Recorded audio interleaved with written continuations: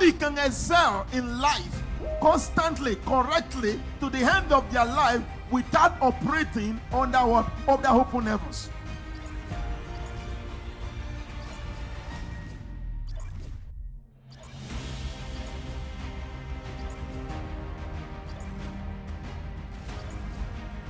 Service to God is the advantage for the disadvantage.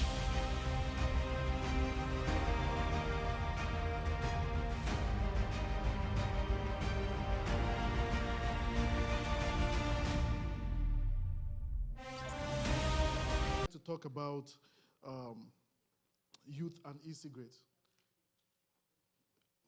Youth and e-cigarettes.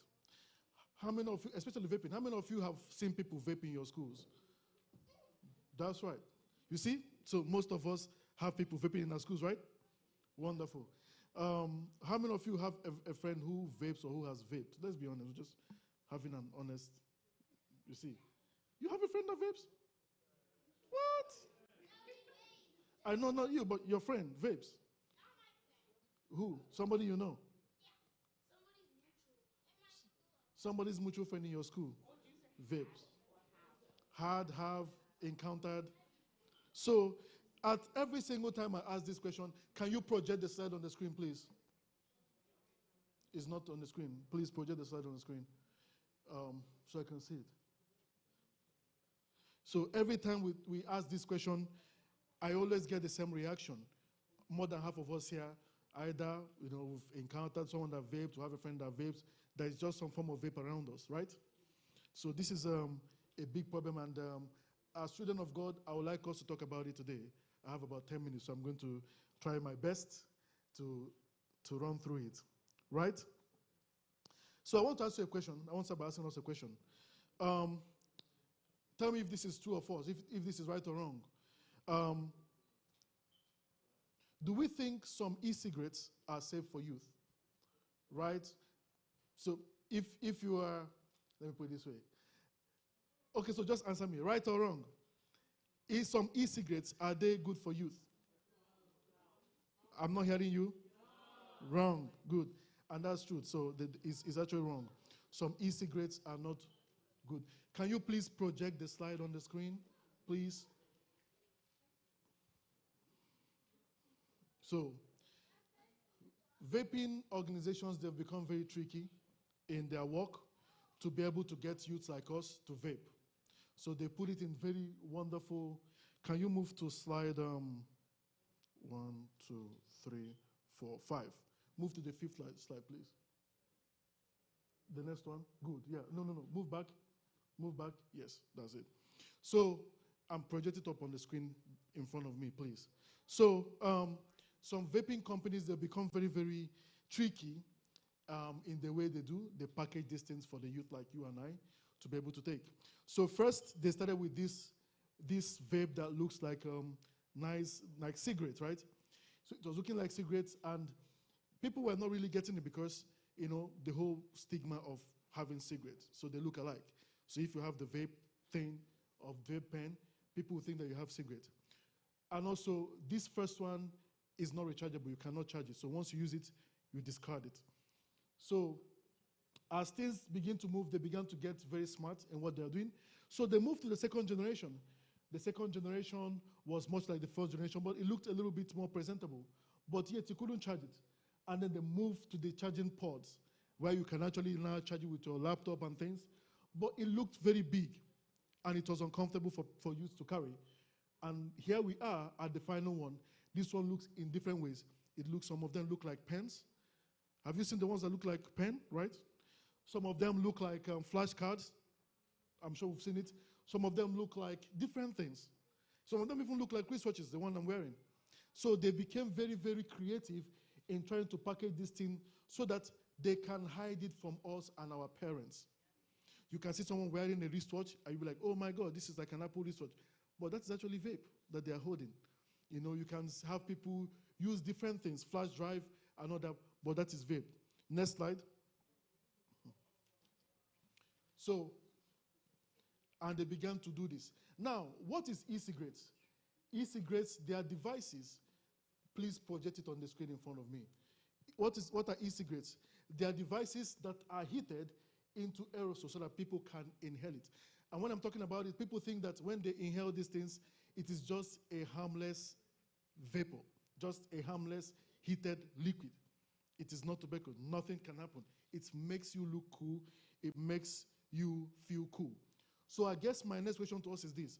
Is e-cigarette a harmless vapor? Just harmless water? Yes or no? No, right?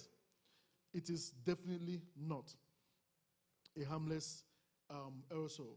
E-cigarette, that water that you think is heated, that has all these very flavors, it is not actually only the flavor that it has. It has a lot of, move to the next slide, please. And the next slide, and the next slide. Next one.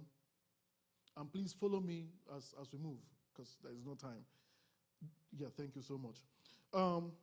So they have a lot of different things in them. You see, they have volatile organic compounds. These are compounds that they use in making tires for road and all different kind of constructions and all that. You know, they have nicotine.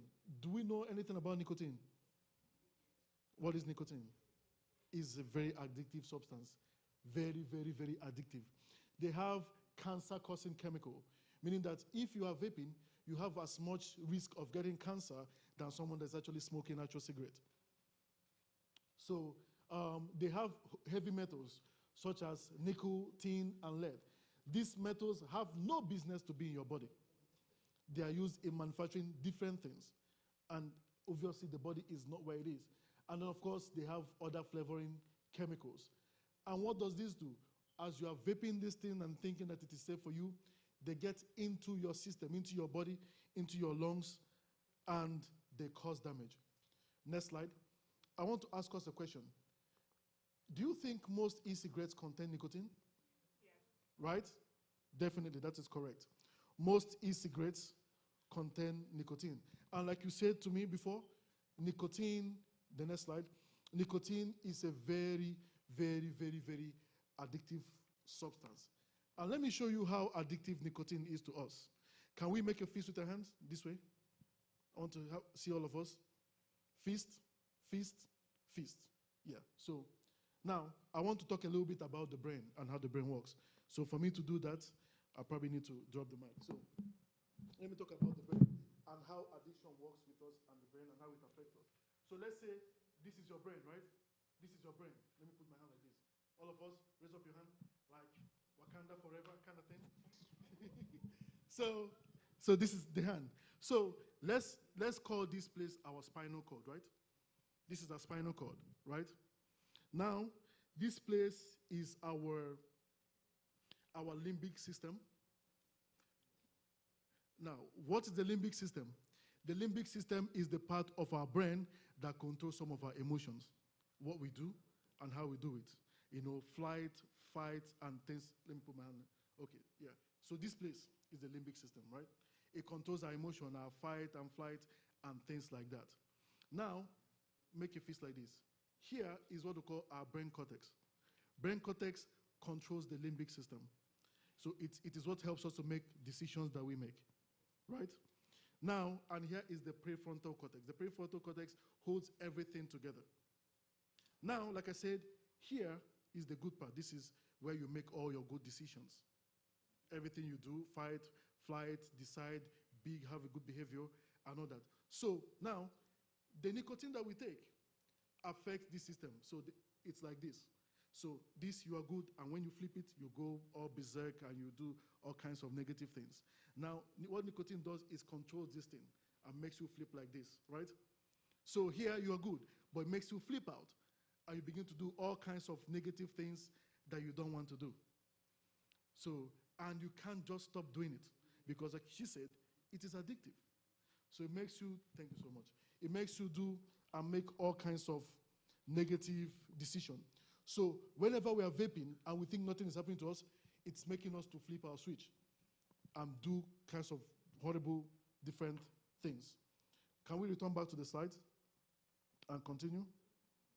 Thank you so much. So let's move beyond. So like I said, nicotine can harm the parts of our brain that controls our attention.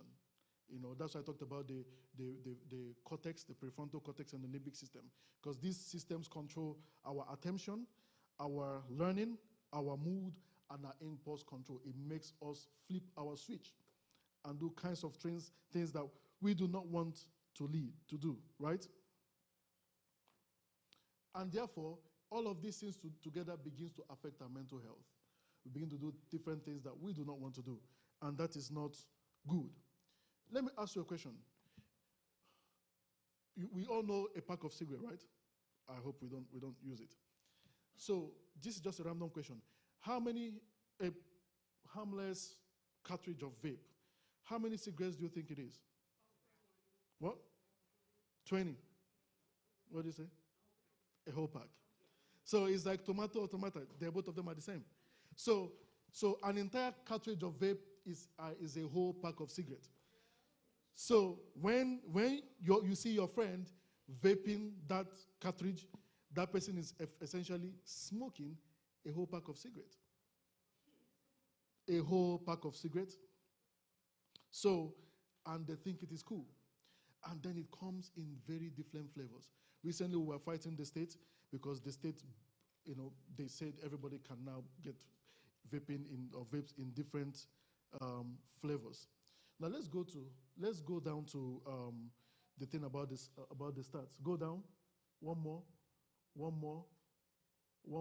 Keep going, keep going,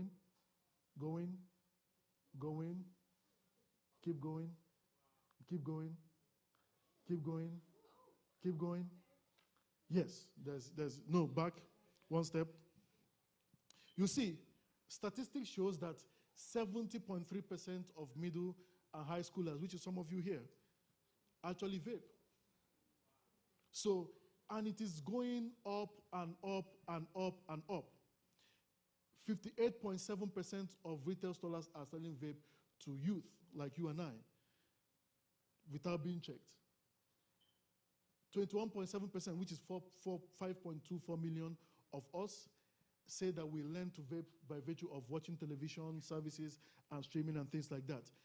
8.36% of us are saying that we watch it from internet and then magazines and all that. Next slide.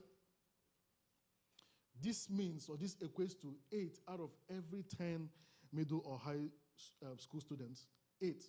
So if there are 10 people in your class, there's a possibility or a high chance that 8 out of them vape. Is that a good thing? So my time is up, so I'm just going to round up by saying, first of all, you owe it to yourself, you owe it to your parents, you owe it to your family, you owe it to your school first not to vape. If you see these ads that are talking about vaping, you have to turn them off. You don't have to watch them. And if you see your fellow students, youth, kids in school who are vaping, you have to either talk to them or report about it. I know that some schools are installing vape detectors in their schools to be able to. Do you have it in your school? In the bathroom. So I know students are doing things to kind of move away from it, so it doesn't catch them, But please, if you find anybody vaping, report to your school authorities. It is not helping you, it is not helping them. We all need to live in a vape-free school and in a vape-free society. Thank you so much. I didn't have much time to elaborate on my side, but thank you so much.